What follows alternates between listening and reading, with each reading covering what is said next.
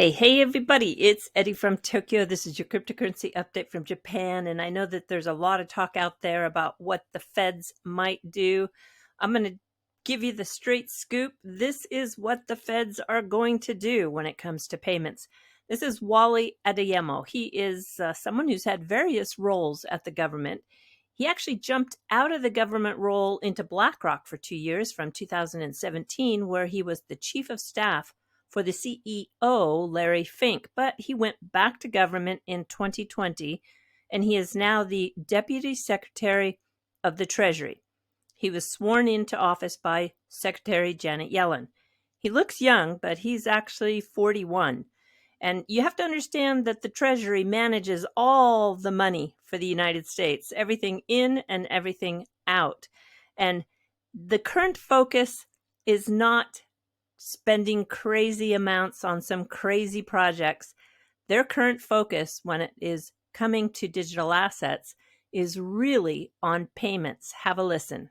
I think the question is, how do we make the payment system more efficient and effective going forward? I think the key is going to be, how do we ensure that as more people participate, you have the right types of consumer protections in place and you have the right types of transparency. But ultimately, you want to be able to provide remittances at far lower cost to people. I know that there are communities all over this country where people are sending money back to families in other countries, and they are being charged a great deal of money to do that. What we can do to reduce the frictions and the costs in that space, I think, is critical. And it's also critical in our country to think through how we can use digital assets to reduce the cost of transacting here. So those are the things that I'm paying the most attention to. And while we're focused on the United States, I recognize that one of the benefits of digital assets is they're global in nature. And we want to make sure that in the United States, we lead in thinking about these regulatory issues, but that in leading, we also bring the rest of the world along with us so that you're facing a regulatory regime that looks similar around the world rather than differentiated to innovate. One of the challenges that we have, not only in crypto, but also in the traditional financial sector, is how do we think about know your customer? And I think we need a lot of innovation in this space. This industry, the innovation that you come up with, my hope is that it will not only apply to digital assets, but we'll be able to apply it also to the traditional financial system to make those issues far easier for people going forward, because ultimately what we want to do is make sure that more people can participate not only in the digital asset space, but in the financial sector overall, because we think that is to everyone's benefit. So that focus has the innovation and the protection and the global participation. And are they using XRP, USDC, XDC, CBDC, or Flare? Well, in my opinion, it's going to be all of those. I don't think there is just one solution. There is going to be multiple solutions out there, and every digital asset that has utility in this space will be utilized.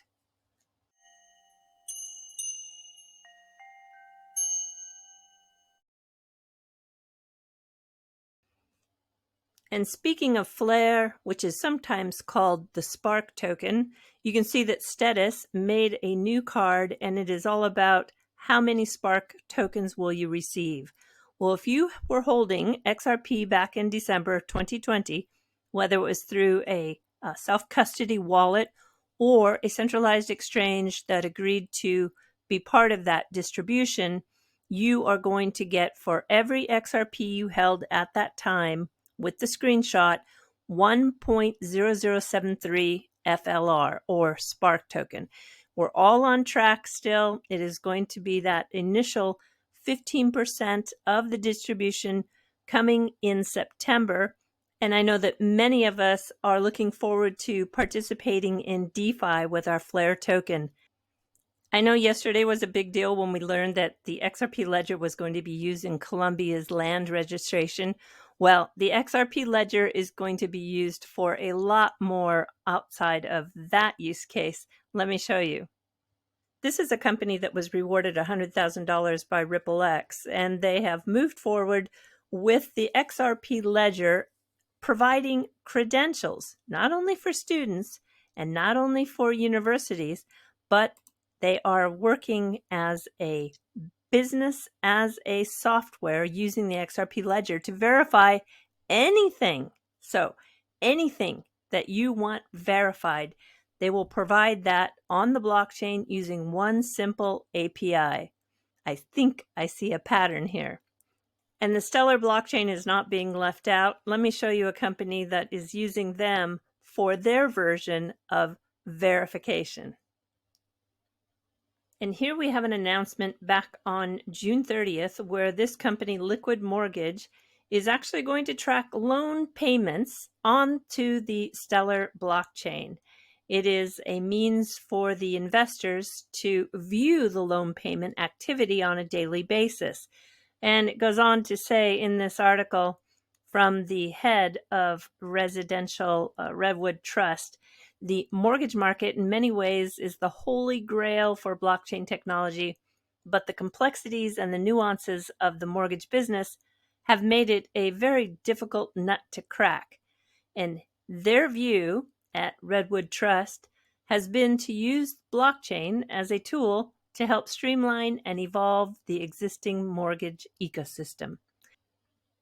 And now I've saved the best for last. This is a clip you really want to see. It's Dan Moorhead. He's the founder of Pantera Capital, the most famous VC in Silicon Valley, one of the first ever to set up shop on Sand Hill Road. If you don't know Sand Hill Road, you'll just have to do your own research. I have followed his investments since I lived in California before moving to Tokyo. I really respect his work, and what I hear him say here is very encouraging. Have a listen.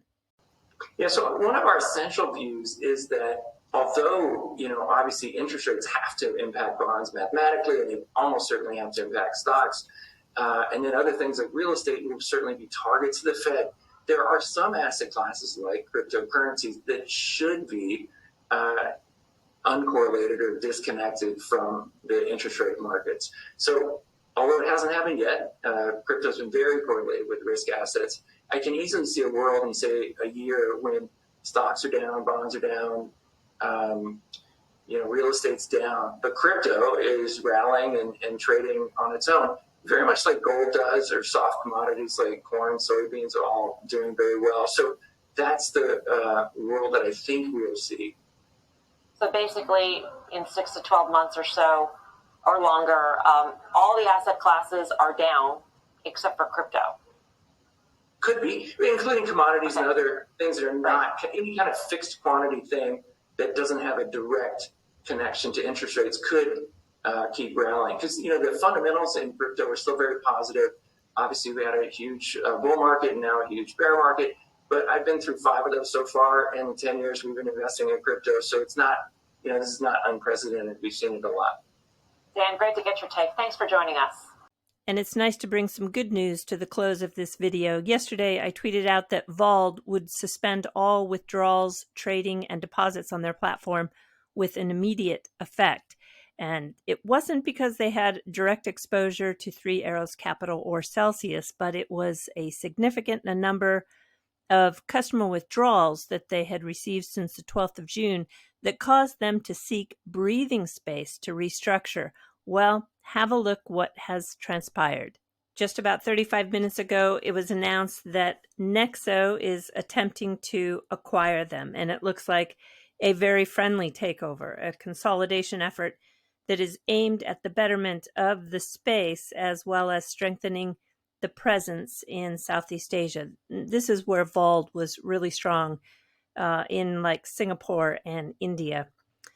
We've entered into exclusive talks with Vauld Official, this is according to Linqto, for the full acquisition of the Singaporean-based company.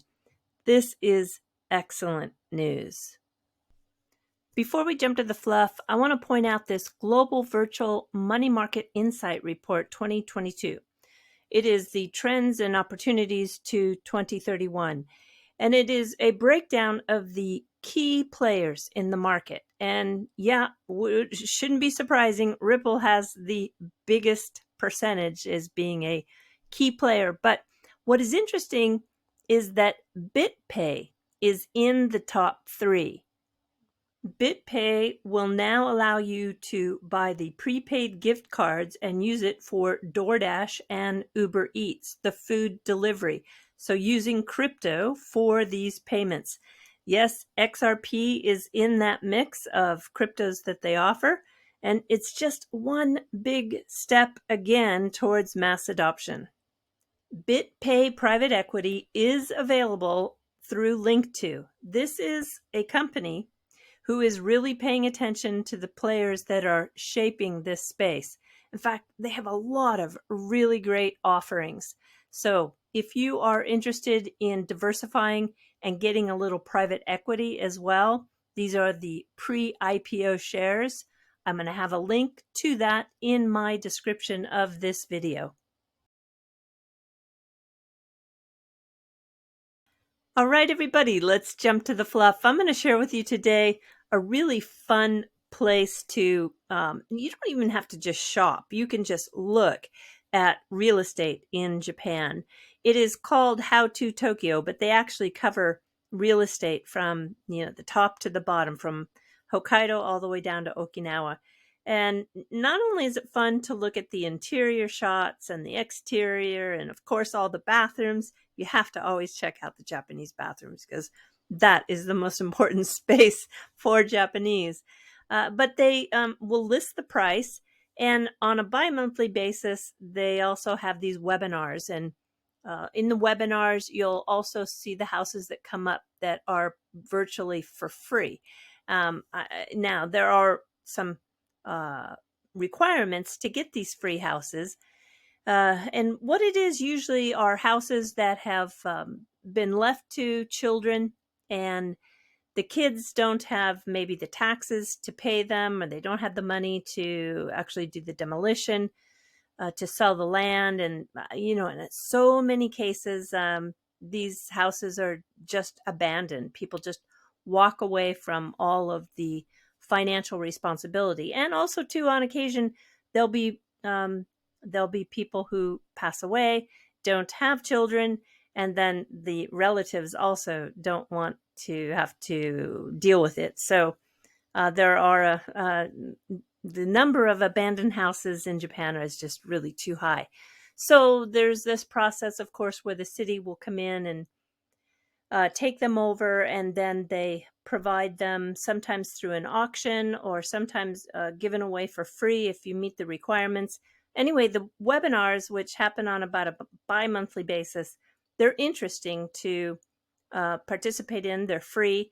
They have about 30 people per webinar. So yeah, I just thought I would give you this this lead to be able to, at the very least, just enjoy some of the real estate that is up for sale, and get a feel for the unique spaces and how much things cost here. Here's a warehouse space that came up today. I thought it was really great. Yeah, it's really good. The bathroom is fabulous too. Let me just show you two others. This is something more modern, more contemporary, but I just love to look at the detail. That I just feel inspired. I get so many ideas.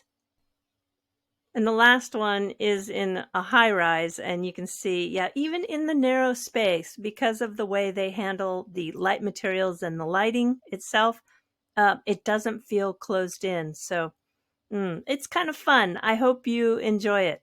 All right, everybody, do take care. Sayonara for now. Bye-bye.